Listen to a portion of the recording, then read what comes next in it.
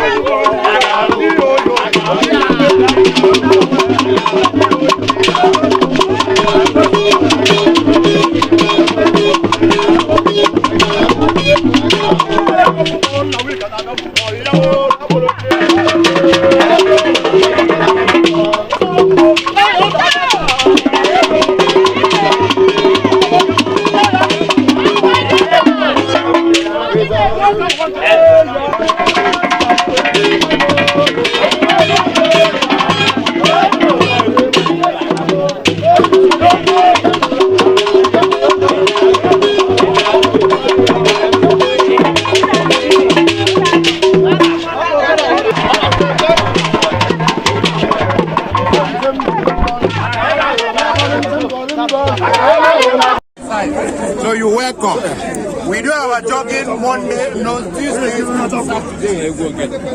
On ordinary days, we are within the square, but on Saturdays, we stretch it a little.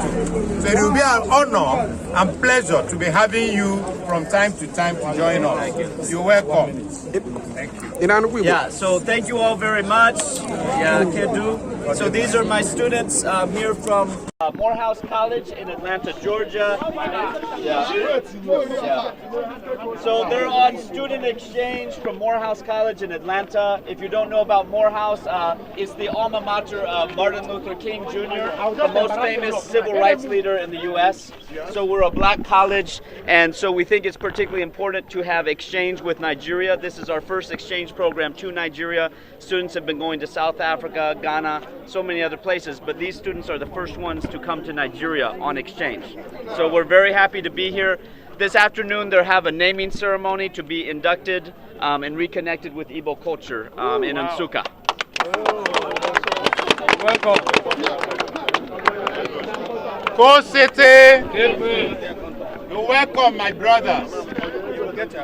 We appreciate if we had gotten this information earlier than now, would have made arrangements to have some of us, to have some of delegation to witness your naming ceremony so that you will be fully integrated into your roots. You're welcome and the Lord will bless you people. We'll have to make more inquiries to get into it and know more about the Morehouse College so that you can equally assist some of our children who want to study over there.